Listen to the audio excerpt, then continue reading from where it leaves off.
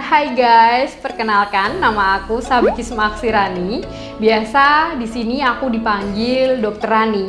Oke, untuk kali ini aku akan memberikan sedikit pengetahuan tentang kesehatan atau lebih tepatnya masalah kulit yang sekarang ini banyak terjadi. Oke, kali ini aku akan ngebahas tentang keloid. Oke, apakah kalian tahu apa itu keloid?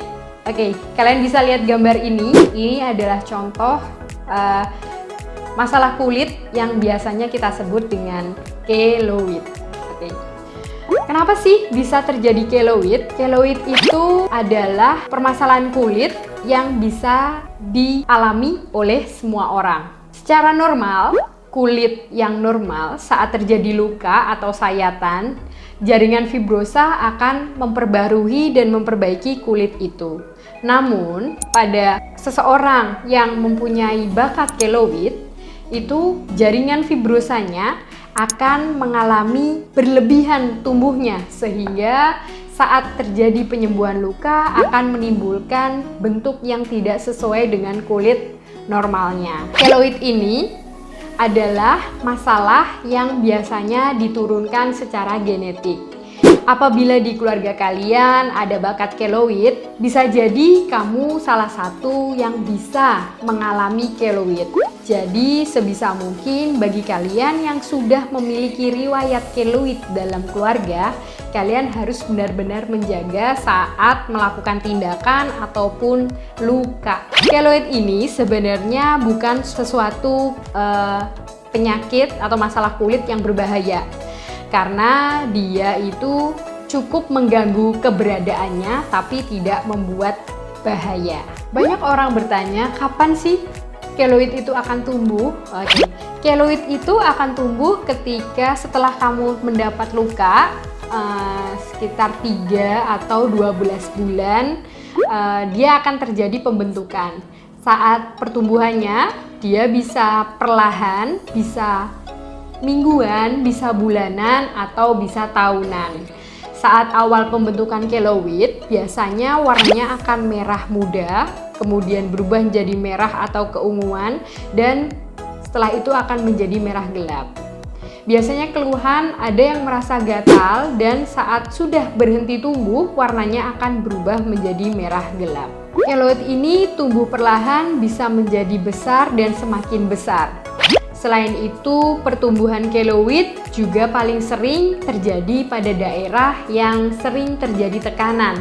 Contohnya di daerah dada atas, dagu, rahang, dan sangat jarang terjadi di bagian punggung, kelopak mata, kemudian telapak kaki, serta di area kelamin.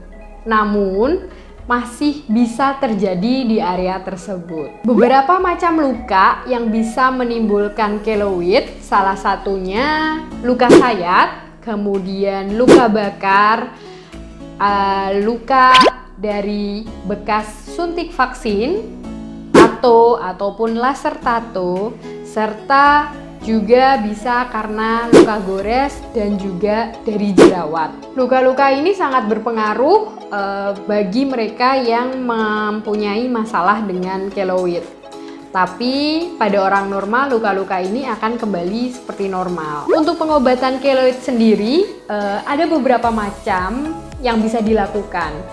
Tujuan dari pengobatan keloid itu untuk memperbaiki penampilan, terutama saat keloid itu terjadi di wajah atau di area yang mudah dilihat. Ada 5 tindakan yang bisa kita lakukan. Yang pertama, kita bisa melakukan tindakan namanya suntik keloid. Suntik ini berisikan kortikosteroid yang mana dia nanti akan membantu membuat keloid itu jadi lebih mengecil dan juga meratakan seperti daerah sekitar, namun tidak bisa merubah warnanya. Biasanya suntikan ini dilakukan 1-2 minggu sekali. Yang kedua, kita bisa lakukan laser. Laser ini berfungsi untuk mengurangi benjolannya serta menyamarkan warna, tapi akan hasilnya lebih maksimal bila dia dibarengin dengan suntik keloid. Dan yang ketiga, ada terapi krioterapi. Itu fungsinya untuk mengecilkan atau mengempeskan si keloid dengan cara membekukan si keloid itu. Yang keempat, ada lembaran silikon gel.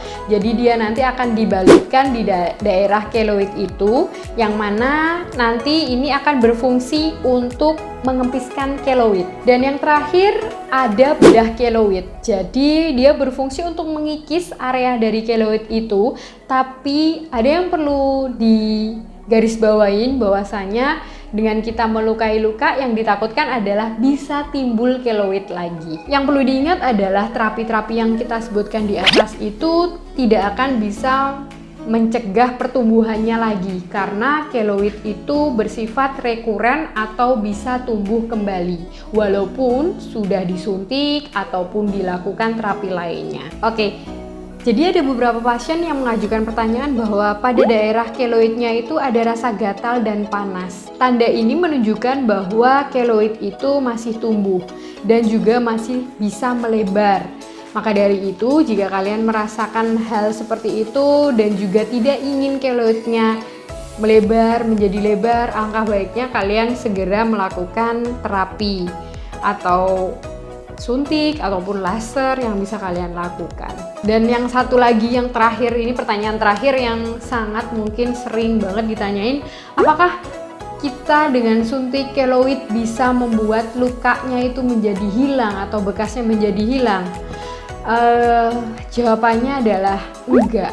Jadi suntikan ini hanya akan ngebantu keloid itu menjadi rata seperti permukaan sekitarnya, dan dia tidak akan bisa merubah warnanya. Jadi warnanya hanya memudar lebih muda, tapi tidak bisa menjadi kembali seperti kulit sekitar. Oke guys, jadi itu bahasan yang bisa saya sampaikan tentang keloid. Jika kalian masih belum puas dengan apa yang aku sampaikan dan kalian masih ada pertanyaan, kalian masih bisa meninggalkan pertanyaan di kolom komen. Dan kalau kalian suka sama video ini, kalian bisa like dan subscribe. Dengan begitu nanti aku akan share lebih banyak lagi ilmu, entah apapun itu. Kalian bisa request juga, tulis aja di komen, nanti aku akan ngebantu buat kalian ngejelasin. Oke, jadi sementara ini mungkin itu yang bisa aku jelasin tentang keloid. Jika kalian masih penasaran atau kalian masih ada pertanyaan, tinggalin aja di kolom komen dan aku akan pasti ngebantu buat ngejawab. Oke, semoga ilmu yang aku bagikan bermanfaat bagi kalian semua dan kalian bisa menikmatin apa yang aku sampaikan. Kurang lebihnya, saya Dr. Rani undur diri dan minta maaf jika ada kekurangan. Bye!